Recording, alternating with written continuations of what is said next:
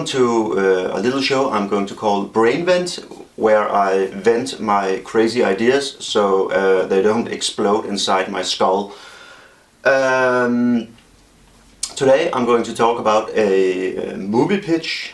I have an idea for a movie, but it's a movie pitch, so it's the basic of the basics. It's not a complete script or anything, it's just a pitch.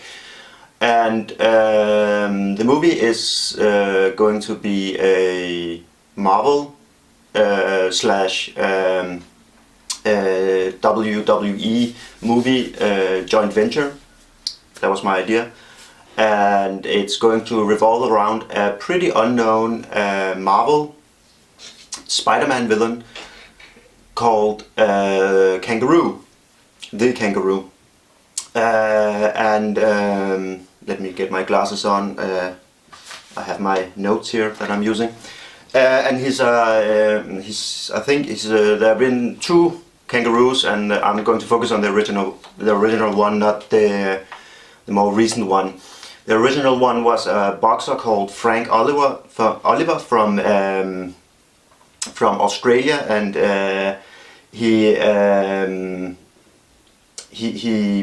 he studied kangaroos in his free time, which gave him kangaroo powers.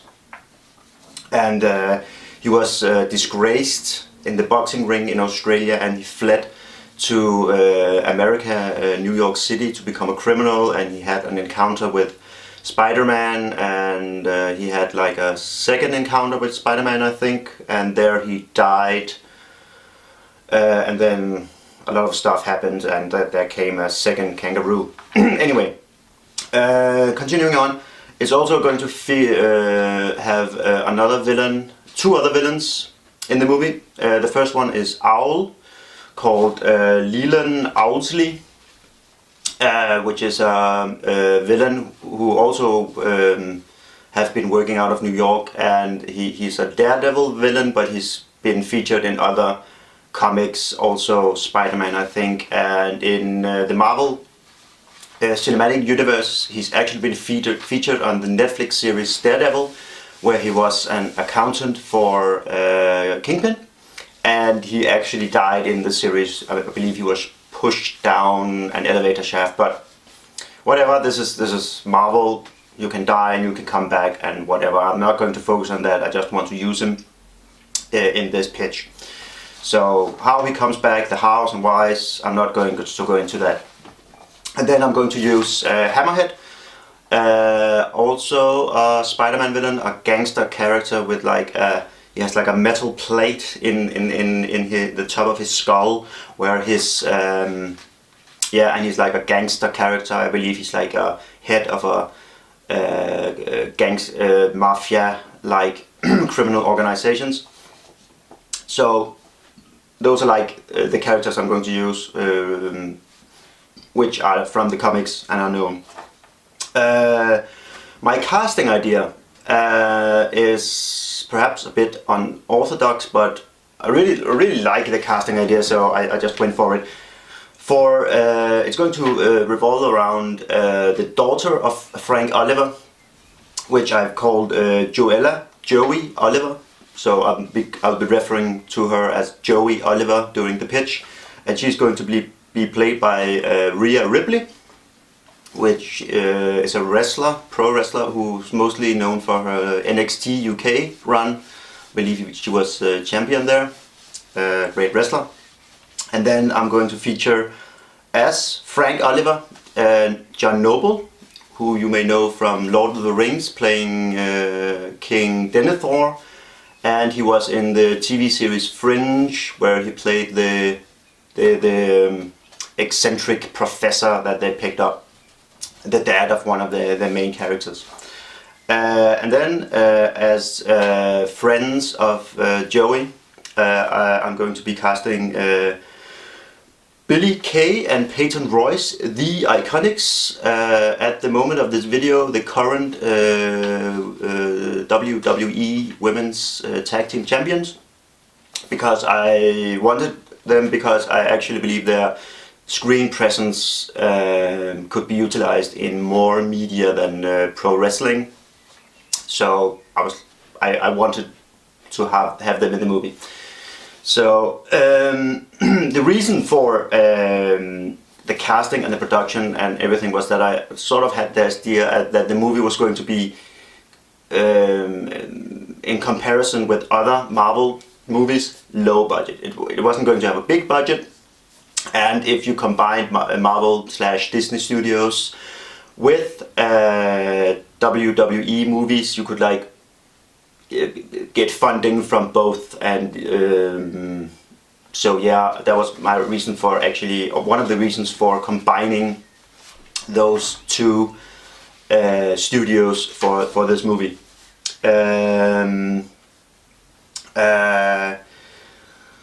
Yes, and the movie itself would be an action comedy with some. There were going to be some serious emotional scenes in it, but mostly it was not going to be heavy. There was going to be fight scenes and so forth, but there was going to be some funny scenes in the pitch. There may or may not be for you something that you find funny, but if it was going to be a script, there was definitely going to be more comedy or fun scenes in it.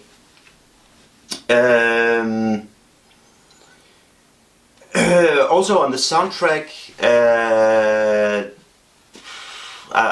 when it comes to soundtrack, I'm usually my preference. I prefer score to source. Score is when you have a soundtrack specifically made for the movie. Source is when you go out like and found music already made by artists and you take it into the movie. So I would have score and I will have source. I'm fine with source for this movie. So you would have like a contemporary artist or artist in general who could fit the movie. I'm fine with that. The leitmotif, quickly explained, is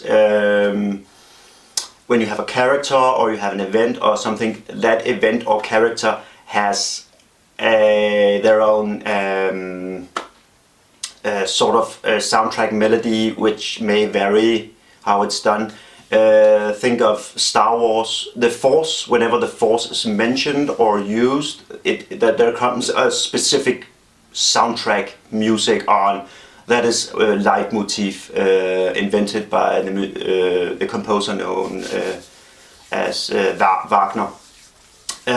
So the leitmotif would definitely be when kangaroo powers are used, mentioned, or some way, a didgeridoo.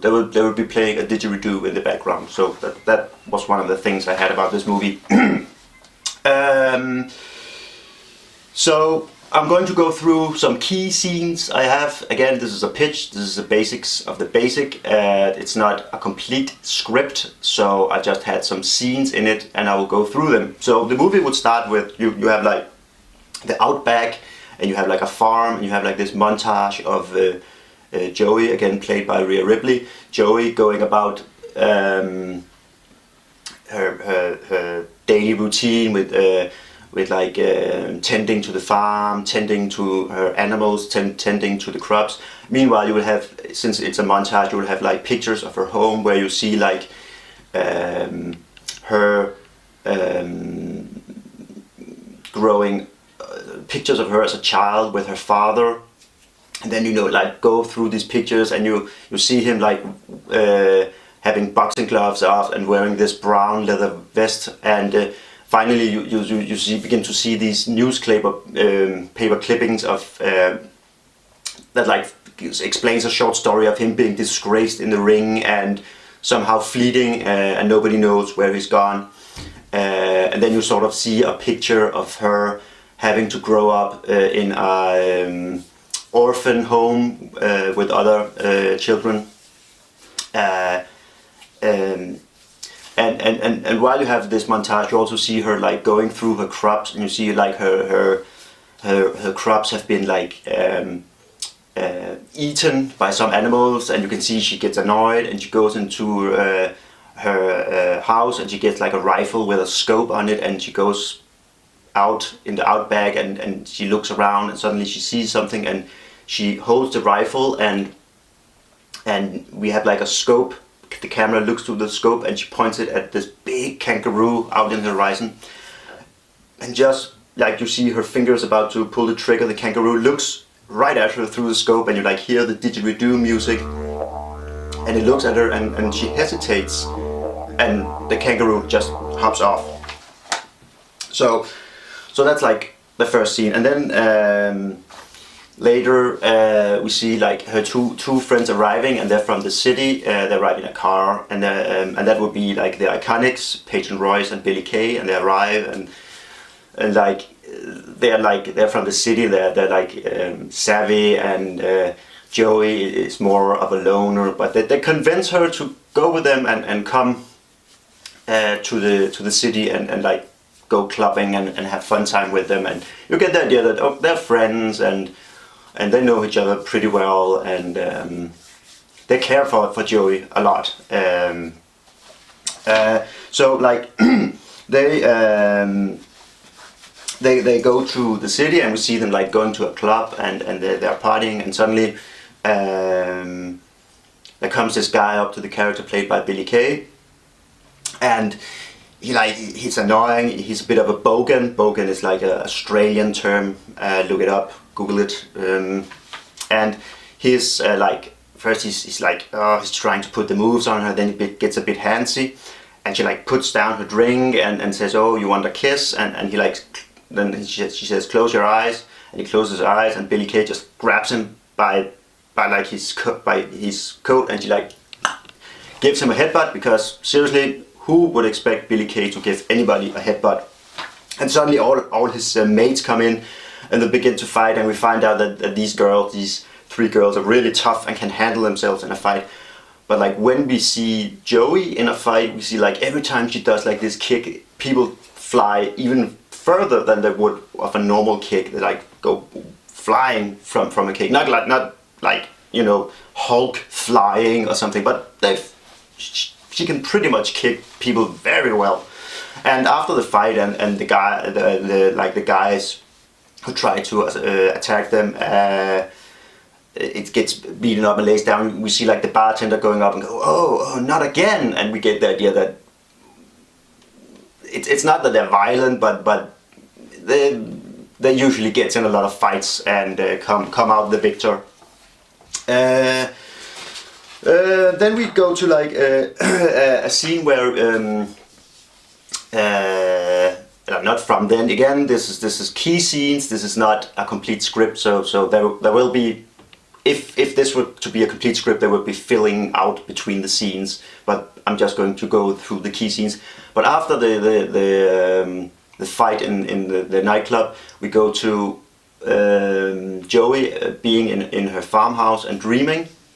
And she has like this dream, which is animated in you know, Dreamtime Aborigine drawings, and in the dream she sees first like this kangaroo, which she sees turn into a man, which is like her father, being chased by this large shadow, and suddenly we can see the shadow be the shadow of an owl, and the shadow closes in and engulfs her father, and she wakes up. And then Joey visits her an Aborigine friend she has, which we quickly learn is also a friend of her father's, a long-time friend of her father's, and he has also sort of been caring for Joey when he could, and she tells him about this dream, and he says, "Oh, I think it's your father trying to tell you he needs you. You need to go to him." And she sort of says, here we get the idea that she loved her father, and her father left her, so she feels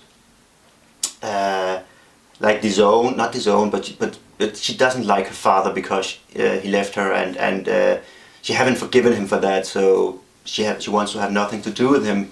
But this old Aborigine man, shaman, he like convinces her and says, you must do this. And then he tells her the story of when they were kids and or young men, that Frank Oliver, her father, and the Aborigine shaman, they were like involved in a ritual where they went into the dream time, and when they came out, somehow Frank Oliver had gotten the spirit powers of a kangaroo, of kangaroo itself, not just the kangaroo, but of kangaroo itself, and that changed him.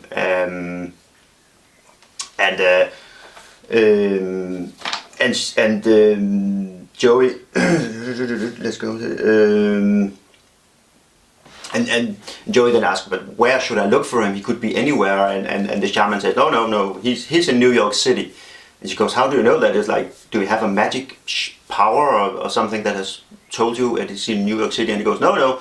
A couple of times a year he sends me some emails, and from that I know he's in New York. But he haven't been sending them recently, these emails.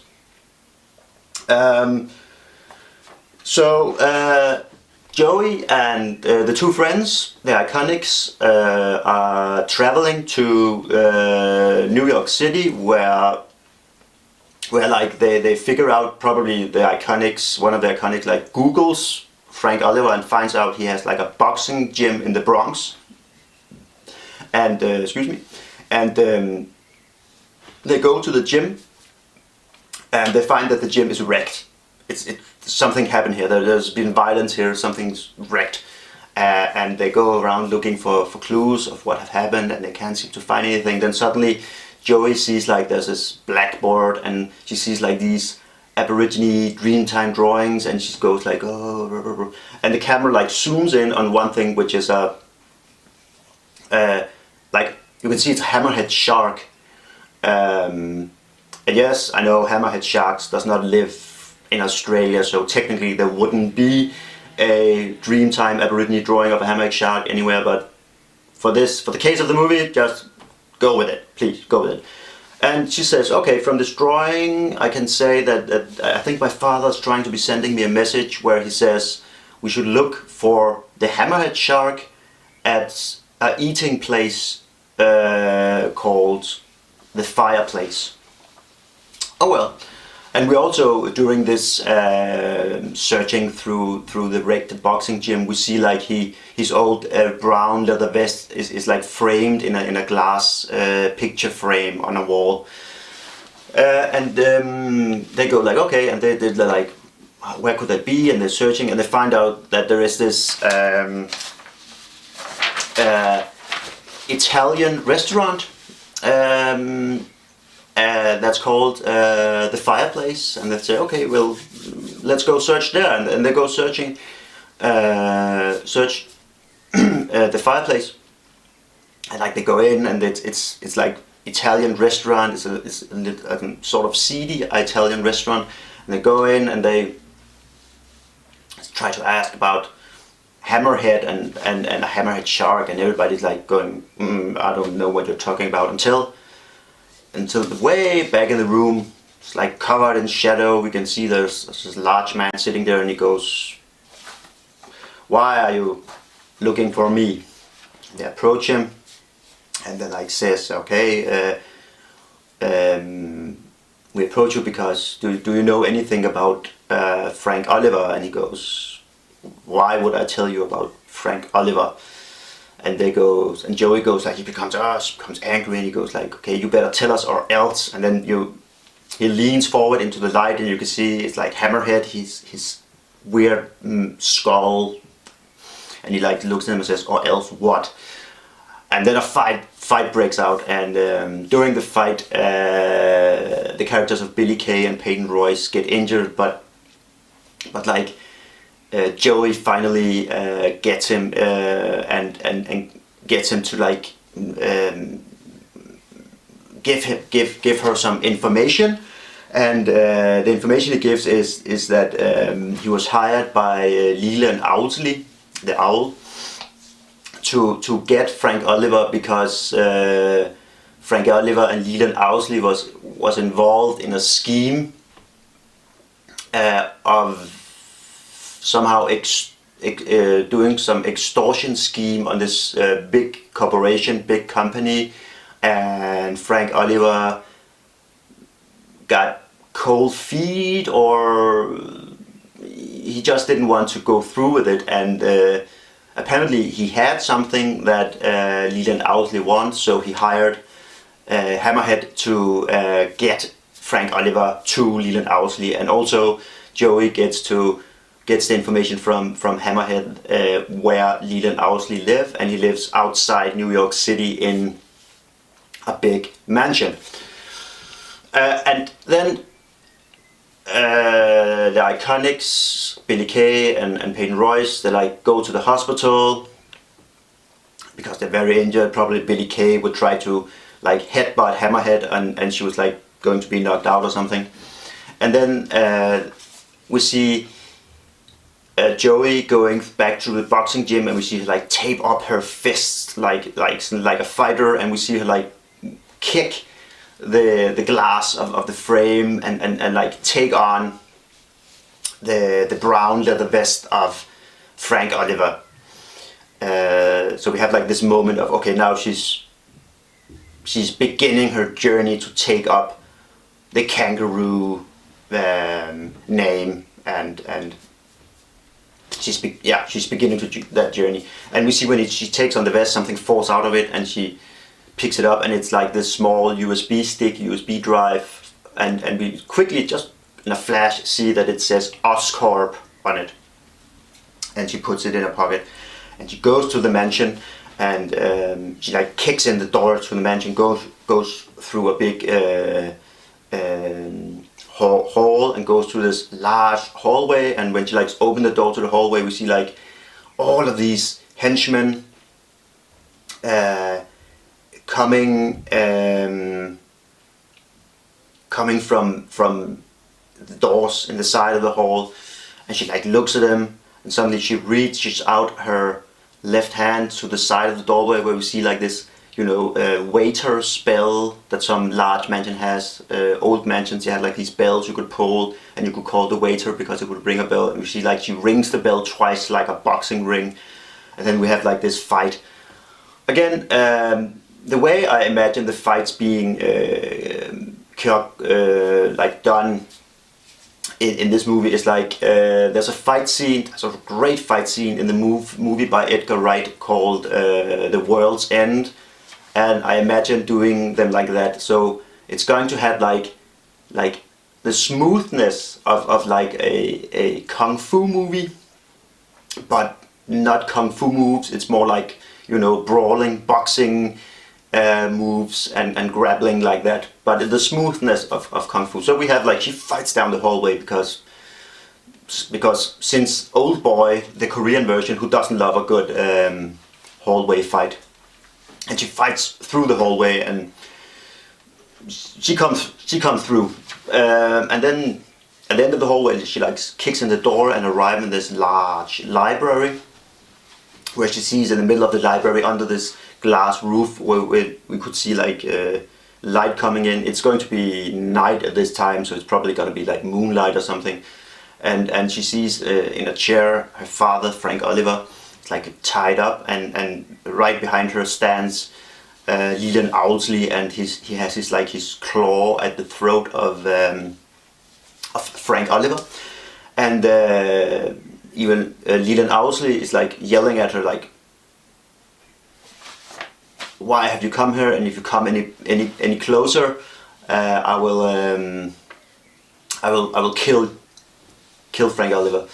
And then she says like, oh, I don't think you will, because I have this, and she shows him the USB stick, because Joey has at this point figured out that this must be what he is looking for, and her gamble pays off, because you can see like Leland Owlsley, his eyes like whoops pops open, and she goes like, okay, if you want this, you have to release my father. And he says, okay, I'll do that. And her father, by the way, says, no, don't do it, but she does it, and throws the USB stick, and Leland Owlsley grab it, and we see him like leaping. The owl, for those of you who don't know, he cannot fly, but he can glide.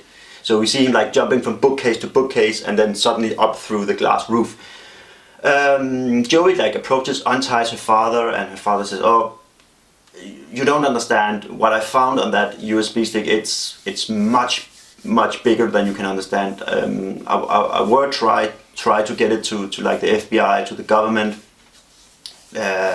because the company Oscorp is doing something really wrong. They're doing experiments or something. He wouldn't go into any explanations, but he would say that they're doing some bad stuff and you need to get that USB stick back. And he says, but I know you can't do it without my powers. And we see him like going into a trance and granting her again. We see like this animated scene of Dreamtime drawings, and we see like all of these kangaroos, until suddenly a large kangaroo approaches and it like goes into her, and she opens her eyes, and in one shot we see her like zoom out from the eyes. The camera like goes above her, and when she sees like she crouches down for a jump, and the minute she sets off from the jump, we see like the stone floor beneath her, it's cracking, and she makes like this incredible jump out of the glass roof, and we have like this chase where she jumps from rooftop to rooftop. Also during the sequence with the animated Dreamtime, we like hear the didgeridoo music, and when she like opens it, the didgeridoo music speeds up, and when she begins to set off, it begins like to get meshed with rock music, perhaps industrial and EDM type music, but it gets like modern and fast paced, because now we have like Joey, the modern hero, has like her modern ideas have like been mixed with the old shamanic aborigine traditions, and she like jumps off through the roof, and we have like she chases down Leland Owsley and chases, and finally she gets him, and they have a fight, and he uses his claws and his like gliding movement, and she uses like her kicks and her jumping abilities, until finally she grabs him by like his coat, holds him, and quick explanation: the Xray shot was first seen in a Japanese movie called The Street Fighter, starring Sonny Chiba. So sorry, Mortal Kombat fans, it's not from there. There are movies before, way before Mortal Kombat, where we had X-ray shots. Anyway, we see her grabbing his coat, and she like jumps up, and she with both like kicks his ribs, and we get like an X-ray shot where his ribs is like broken, pulverized, and then we see like away from the X-ray shot, and he like flies off into the distance, but she still have like these parts of his coat, and she opens her hand, and we can see like the coat blows away in the wind, and there it is, the USB stick. We see her then return to the mansion to get her father, and as she arrives in the library, we see like this high-tech assassin holding her father, like, and he has like a blade into the back, and she goes like, "Oh, not again!" And the assassin goes, "Oh, you need to hand the USB stick. This is much bigger than you can imagine." And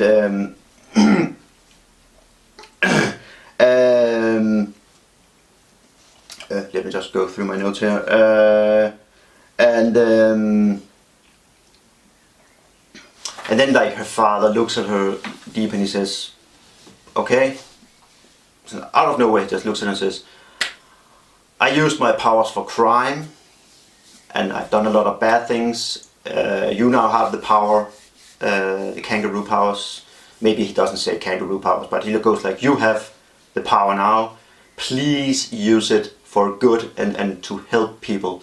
And when he said that, he like turns around, tries to knock the knife out of the hand of the assassin, tries to give him like like a boxing uppercut, but the assassin is too quick and stabs him, and Joey runs towards her father, and the assassin disappears. He's like, "Oh," escapes, doesn't want any more of this. And she like goes to her dying father, and her father says that his greatest regret in life was leaving her behind, and that he truly did love her, and that his greatest victory was never in the boxing ring. His greatest victory was having her. And then he dies. And that's sort of ends the movie, and we have like credits, but it's a Marvel Cinematic Universe movie, we must have a post-credit scene. And here we have one. Here it goes. In the post-credit scenes, we see like the street, and then we see like this armored truck, this armored car with its front like smashed in, like it's been hitting like a lamppost or something, but it's in the middle of the street, so what could it have hit? And then we like go, and the camera like zooms in on that, the hit, and then it pans on the side, and we see the side says Oscorp. Oscorp is, if you don't know, the corporation owned by Norman Osborn, who's going to be the Green Goblin later. And we see like it goes on the side of the Oscorp car, and then it goes to the back, where we can see like the doors have been kicked in, smashed in, and it's dark inside, and we see like Joey coming out of the back of this armored van, and she holds like a metal briefcase, and she jumps like down on the street. But suddenly we like see twip, we see like this web hitting the briefcase, and it gets pulled out of her hand, and she looks up at this lamppost, and on top of the lamppost there is Spider-Man. And Spider-Man says something like, "I don't think, lady, I don't think this belongs to you." And then we like see, we go back to Joey, and we see like she crouches down, and she crouches down to jump, and we see like the camera zooms in, and the camera zooms in until we only see her eyes, and suddenly like her intense look in her eyes, and we like begin to hear didgeridoo music, and then cut to black. So yeah, that was the idea for my kangaroo movie, my pitch. I would call it Roo. And yeah, it's an idea I've been having for a couple of weeks, and I didn't know what to do with it, and then I realized I could just do a series on YouTube about my ideas. So yeah, this was the first episode in Brain Vent, and another idea diffused, and my skull is not going to explode this time. So thank you for watching, and see you next time.